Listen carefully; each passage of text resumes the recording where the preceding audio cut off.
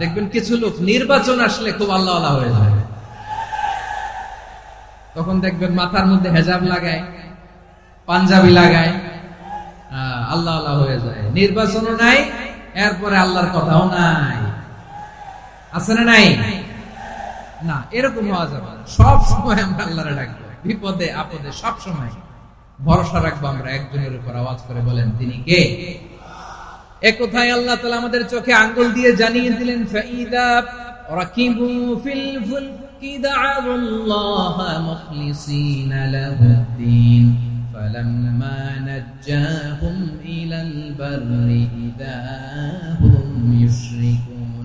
আল্লাহ বলে, একদল লোক আছে, তারা যখন নৌযানে চড়ে, জলযানে চড়ে, সাগরের মধ্যে যখন জাহাজে চড়ে, লঞ্চে চড়ে, তারা যখন তুফানের সম্মুখীন হয়, তখন তারা আল্লাহরে বড্ড বেশি ডাকে, একান্ত ভাবে ডাকে, বিশুদ্ধ চিত্তে ডাকে। আবার তুফান থেকে তাদেরকে সেফ জোনে নিয়ে, নিরাপদ জোনে নিয়ে যখন বন্দরে আমি আল্লাহ তাদেরকে ভিড়িয়ে দেই, ওই লোকগুলো আবার আমি আল্লাহর সাথে শিরিক করে। এরকম আছে না নাই? জাহাজে উঠছে, সাগরের মাঝখানে তুফান, ওই সময় দেখবেন আল্লাহ কারে কয়। এই কথা তো আপনাদেরকে বোঝানো সহজ, আপনারা তো নদীর দেশের মানুষ। লঞ্চে চড়েন নাই কারা কারা? দেখি, লঞ্চে চড়ছেন? হ্যাঁ, লঞ্চে চড়ে নাই এরকম একজনও নাই এখানে। আচ্ছা, লঞ্চে উঠছেন কে কে? দেখি। মাশাআল্লাহ, মাশাআল্লাহ, মাশাআল্লাহ। ঠিক আছে, আপনাদের বোঝানো সহজ। আচ্ছা, লঞ্চে উঠে তুফানের সম্মুখীন হয়েছেন, জলোচ্ছ্বাস, সবাই? মাশাআল্লাহ। এই ওয়াজ তো আপনাদের মুখস্থ, ঠিক কিনা বলেন? আমার বলার দরকার নাই, বলেন। মাঝ নদী, তুফান, জলোচ্ছ্বাস, জলের মধ্যে উচ্ছ্বাস, ঢেউ, টর্নেডো, সাইক্লোন, মেঘের ঘনঘটা, পরিবেশ ঘুটঘুটে অন্ধকার, লঞ্চ একবার এদিকে আরেকবার ওইদিকে, ভিতরে কি অবস্থা হয় বলেন তো? হ্যাঁ, তখন মুসলিম আল্লাহরে ডাকে, হিন্দু আল্লাহরে ডাকে, ঠিক কিনা বলেন? আস্তিক আল্লাহরে ডাকে, নাস্তিক আল্লাহরে ডাকে, ঠিক কিনা? লঞ্চের ভেতর, স্টিমারের ভেতর কান্নারে রোল পড়ে যায়, চিৎকারের রোল পড়ে যায়, সবার মুখ দিয়ে শুধু একটা আওয়াজ, লা ইলাহা লা ইলাহা লা ইলাহা সুবহানাল্লাহ আলহামদুলিল্লাহ লা ইলাহা। আল্লাহ নামের জিকির করবে যারা, আল্লাহর কাছে প্রিয় তারা, আল্লাহর কাছে প্রিয় যারা, জান্নাতে প্রবেশ করবে তারা, জোরে লা ইলাহা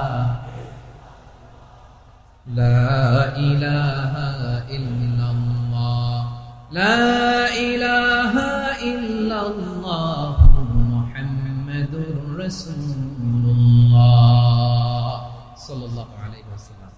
আমার প্রিয় পটুয়াখালীবাসী, তাহলে লঞ্চের ভেতরে যখন আমরা তুফানের মধ্যে পড়ি, তখন সবাই মিলে আমরা একটা নামের জিকির করি। নামটা কার?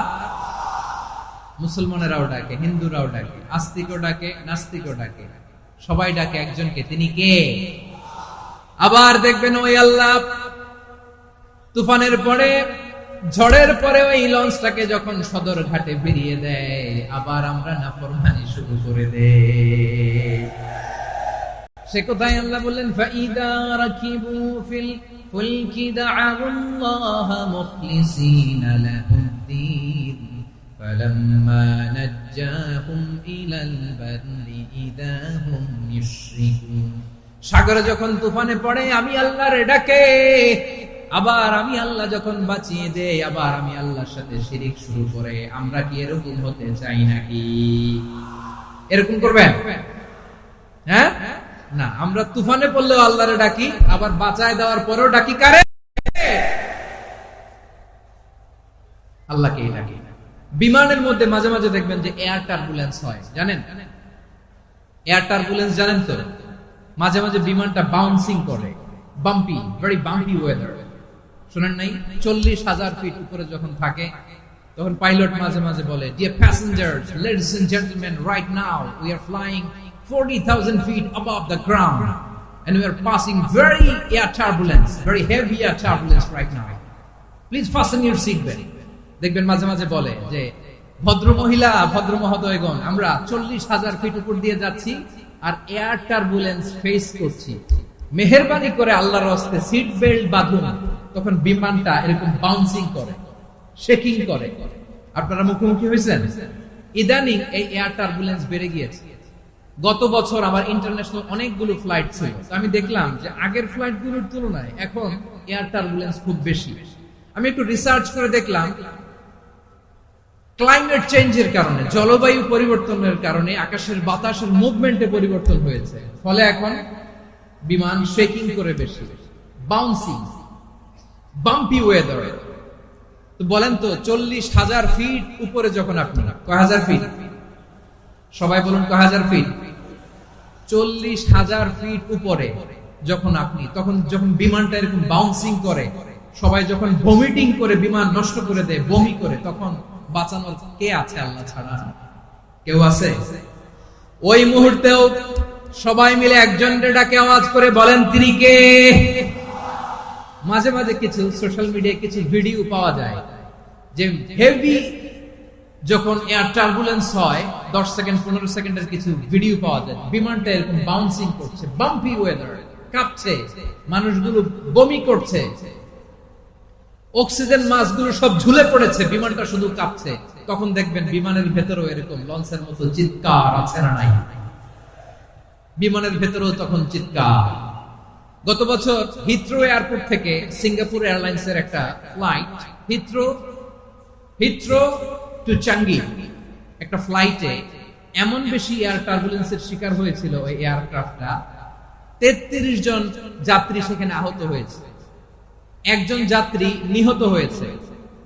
কেবিন ক্রুজ, এয়ার হোস্টেস যারা আছে, একজনের নাক ফেটে, চোখ ফেটে, কপাল ফেটে, ব্লিডিং হয়ে শয়লা হয়।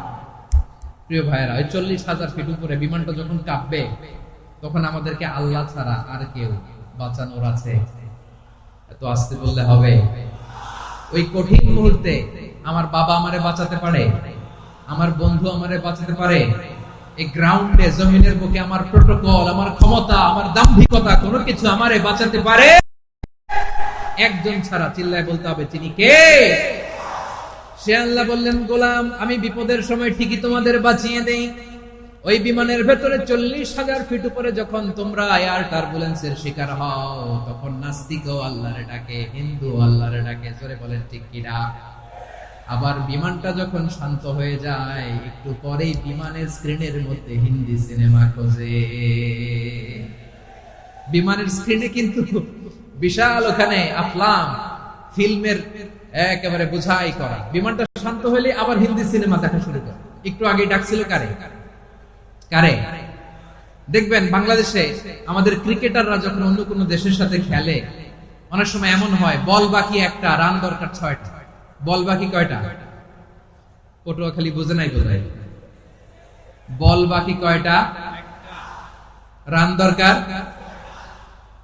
আপনি দেখবেন ক্যামেরাম্যান তখন গ্যালারিতে খালি দেখায় দর্শকদের যে কি অস্থিরতা।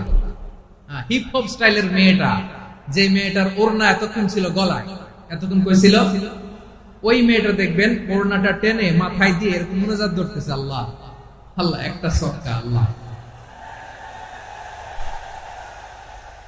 আল্লাহ, আমার লাল সবুজের পতাকারে তুমি অপমানিত কইরো না আল্লাহ, ইন্ডিয়ার সাথে আমাদের খেলা, আল্লাহ আল্লাহ, একটা সক্কা, একটা। পুরো খেলা জুড়ে এই মেয়ের ওড়না ছিল গলায়, কিন্তু যখন 1 বলে 6 রান দরকার, ওড়না চলে আসছে কোথায়? মাথায়। আবার মুনাজাত আছে না নাই? ঠিকই বাংলাদেশের দামাল ছেলে এমন এক শট মারলো, বল চলে গেল স্টেডিয়ামের বাইরে, ছক্কা, জিতে গেলাম আমরা। পুরো স্টেডিয়াম জুড়ে চিৎকার, হই হুল্লোড়, মৌজ মাস্তি। যেই মেয়েটা মাথার মধ্যে ওড়না দিয়ে এতক্ষণ সুবহানাল্লাহ সুবহানাল্লাহ বলে আল্লাহর কাছে দোয়া করেছে, ওই মেয়ে এখন আবার ওড়না ফেলে দিয়ে নাচা শুরু করে দিয়েছে।